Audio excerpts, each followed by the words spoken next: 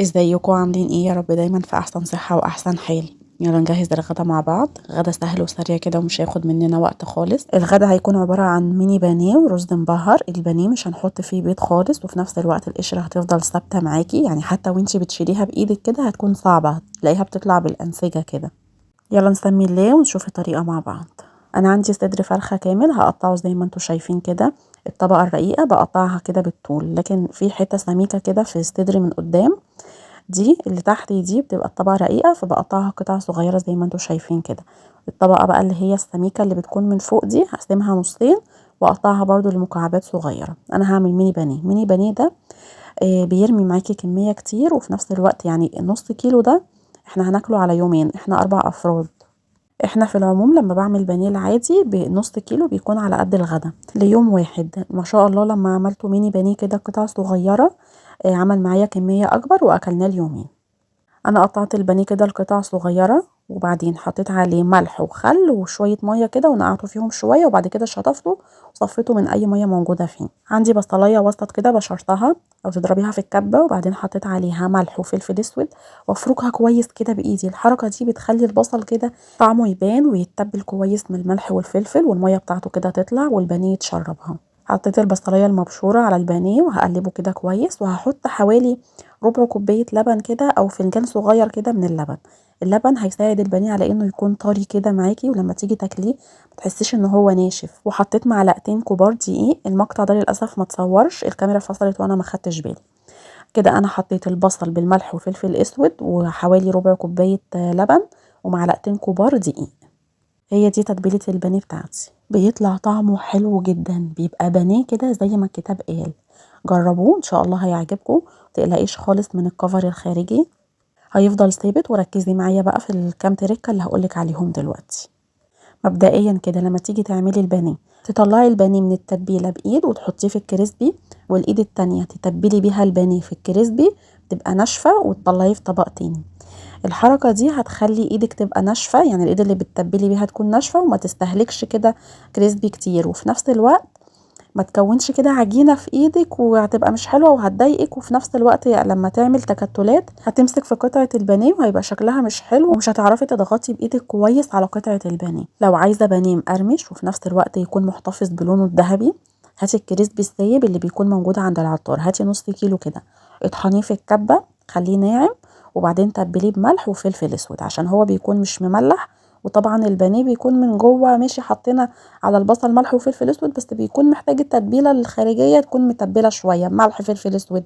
عايزه تحطي مرقه دجاج حطي، بس انا ما بحبش احطها يعني في كل الاكلات لان هي مش صحيه، ولكن بتفرق جدا في تتبيله البانيه. بتحس انك بتاكلي بانيه في مطعم كده، انت قاعده في مطعم وبتاكلي بانيه، بيبقى الطعم والريحه تحفه جدا. هطلع البانيه من التتبيله زي ما هي كده، مش هنزل من عليها تفل ولا اي حاجه، لكن لما اجي احطها في الكريسبي اضغط كويس جدا، يعني على احس ان انا ايه، الحبيبات بتاعه الكريسبي بتدخل جوه الانسجه بتاعه الفراخ. الحركه دي مهمه جدا، وهي دي اللي هتخلي الكريسبي معاكي يكون ثابت على قطعه البانيه وما يطلعش او يقع كده وانتي بتحطيه في الزيت. على الناحيه التانية يعني وانتي بتقلبيه بالمعلقه او الشوكه كده ما تقبش كده وتطلع من على قطعه البانيه وتقع منك مثلا اما تيجي تمسكيها بعد كده او حاجه. بصوا انا عملت نص الكميه ما شاء الله، يعني عامله كميه كويسه، وده النص التاني هشيله في التلاجة واعمله تاني يوم. يلا نعمل الرز. عقبال ما الزيت بتاع البانيه كده يسخن شويه، انا حطيت معلقتين زيت، نص معلقه كمون، نص معلقه فلفل اسود، 6 عودان من القرنفل. القرنفل بيبقى طعمه حلو جدا في الرز. وحطيت معلقه كبيره من الكركم او الكاري، يعني لو عندك ده او ده حطي، ولو عايزه تحطي مثلا نص معلقه كركم على نص معلقه كاري تمام، يعني ما فيش مشكله. شوحت الرز كده مع التوابل. انا اول ما حطيت التوابل حطيت الرز على طول، يعني التوابل يعني تعدي 3 كده بس في الزيت، تديها تقليبه في الزيت بس، تعدي 1 2 3 وتحطي الرز على طول عشان التوابل ما تمررش، لو سخنت جامد وقدحت هتمرر. حطيت الرز وقلبته كده شويه مع التوابل لحد ما كل رزايه وحبه رز كده سخنت كويس، بعد كده نزلت عليه بالميه، ميه من الحنفيه ميه مغليه مش هتفرق، وبيطلع مفلفل في الاخر ما تقلقوش. بعد ما حطيت الميه حطيت الملح وحطيت كده يعني حوالي معلقتين كبار من الزبيب. انا بحب الزبيب في الرز بيبقى طعمه حلو قوي. اول ما يتشرب الميه بتاعته هوطي عليه واغطي الحله وهسيبه على نار هاديه كده لمده 15 دقيقه، من 15 ل 20 دقيقه، ومش هفتح عليه الحله خالص. نيجي بقى لزيت البانيه. زيت البانيه لازم يكون سخن جدا، يعني تكوني مولعه وسايباه 5 دقايق كده على النار، تبقى نار عاليه، تسيبيه يسخن كويس جدا، بحيث انك لما تنزلي بقطعه البانيه كده تعمل صوت، وفي نفس الوقت تتغلف كويس قوي، والطبقه اللي عليها كده تمسك فيها، والفراخ تاخد صدمه بحيث ان هي تحتفظ بالسوائل اللي فيها، ولما تيجي تاكليها بعد كده تلاقيها من جوه طريه، ما تبقاش حته جلده كده ناشفه بتاكليها، لا يكون ليها طعم ويبقى طعمها حلو جدا. الزيت بقى عايزاه غزير تمام، مش عايزاه غزير يعني الزيت غالي طبعا اليومين دول محدش لاقي زيت، فانت مثلا جربتي تعمليه في زيت قليل والكفر الخارجي كده طلع معاكي، او عمل بقليله كده او وقع، وعايزه تعمليه في زيت غزير. طيب بصي تعملي ايه، تجيبي مثلا حله صغيره خالص وتحطي فيها الزيت، هيكون الزيت غزير وفي نفس الوقت ما استخدمتيش كميه كبيره. لكن انا عن نفسي بعمله في اي كميه زيت، يعني الزيت اللي انا عاملاه معاكم المره دي ده زيت غزير، عملته معاكم قبل كده بالزيت عادي جدا، يا دوبك مغطي طبقه البانيه كده، القطعه بتاعه البانيه متغطيه بالزيت، وبرده الكفر بيفضل ثابت وما بيتحركش من عليها نهائي، ولا بيعمل بقليله ولا اي حاجه. انت لو جربتي تعمليه في زيت قليل وحسيتي ان الكفر هيطلع منك او هيتحرك او كده، اعمليه في زيت غزير وتسخني الزيت كويس جدا، وما تمسكيش قطعة البانيه الا لما تلاقيها طلعت كده وعمت على وش الزيت واتحركت من مكانها، الطبقة اللي من تحت اللي هي بتكون بتتقلي في الزيت دي تلاقيها نشفت، يعني انت بصي كده بعينك هتلاقيها نشفت ومسكت نفسها ولونها اتغير حاجة بسيطة.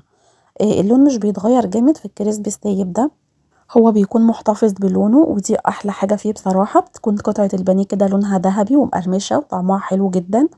هاتيه وجربيه كريسبي ده وهيعجبك. اهم حاجة بس تطحنيه كده كويس في الكبة بحيث ان هو ما يبقاش ناشف قوي معاكي والاولاد يعرفوا ياكلوا. بصوا البانيه بيعوم كده على وش الزيت من فوق زي ما انتوا شايفين، انا بسيبه حوالي دقيقة ونص او دقيقة كده على كل جنب، وبعدين بطلعه وسايباه على نار عالية عادي، لان دي قطع بانيه صغيرة مش هتاخد وقت في السوا ولا حاجة. كمان ما بين الواحدة والتانية بستنى كده حوالي 3 ثواني ولا حاجة، بحيث ان درجة حرارة الزيت ما تبقاش بتقل، وما اجي احط قطعة البانيه يكون الزيت درجة حرارته قلت شوية، لا بستنى 3 ثواني كده بحيث ان هو يرجع يسخن تاني، يعني ياخد الصدمة كده من البانيه، لان البانيه بيكون ساقع فبيقلل من درجة حرارة الزيت. بعد 3 ثواني 1 2 3 واقوم نازلة بالقطعة التانية، بحيث ان هي لما تنزل يكون الزيت سخن جدا. ان انت تضغطي على البانيه كويس وانت بتتبليه في الكريسبي، ده بيخلي القشرة ثابتة، وان انت تنزليه في زيت سخن جدا، دي تاني خطوة في نجاح البانيه بتاعك. بصوا انا مش بقلبه خالص، لما احس ان هو بدأ يترفع كده ويعوم على وش الزيت من فوق ويتحرك من مكانه، ببتدي ان انا اقلبه على الجنب التاني. طبعا بطلعه على مناديل عشان تشرب اي زيت ممكن يكون موجود فيه. بصوا قطعة البانيه كده الكريسبي ماسك فيها ازاي، مش طالعة مثلا ولا عاملة بقليلة ولا حاجة، الطبقة الخارجية ثابتة وما استخدمناش بيض نهائي في الوصفة دي، جربوه ان شاء الله هينجح معاكم من اول مرة. كده الرز بتاعي طلع بصوا مفلفل وطعمه حلو جدا، الزبيب بيبقى طعمه حلو قوي هو والقرنفل في الرز. نغير بقى مفهومنا عن البانيه شوية كده، دايما بنعمل مكرونة وبانيه، لا اعملوا الرز بالطريقة دي وحطوا عليه البانيه مع طحينة لو عندك، او كاتشب مايونيز، ممكن تشتري اللي هي الاكياس اللي بتكون ب2 جنيه دي في السوبر ماركت، في نفس الوقت بيكون طعمه حلو جدا واكل مطاعم وهيعجب الاولاد جدا، في نفس الوقت تغيير يعني عن المكرونة والحاجات دي، بتبقى اكلة حلوة وفي نفس الوقت متاخدش وقت خالص. الصيف داخل علينا كده وعايزين اكلات سريعة، في نفس الوقت لما بنكون حرانين ومبنبقاش عايزين ناكل حاجة فيها صلصة وطماطم وكده. جربوه هيعجبكم جدا ان شاء الله. وانا كده اكون خلصت حلقة النهاردة، يا رب تكونوا استفدتوا من الفيديو، لو استفدتوا ما تنسوش لايك وشير وسبسكرايب للقناة عشان يوصل لكم اي فيديو جديد بنزله وتشوفوه قبل اي حد. والسلام عليكم.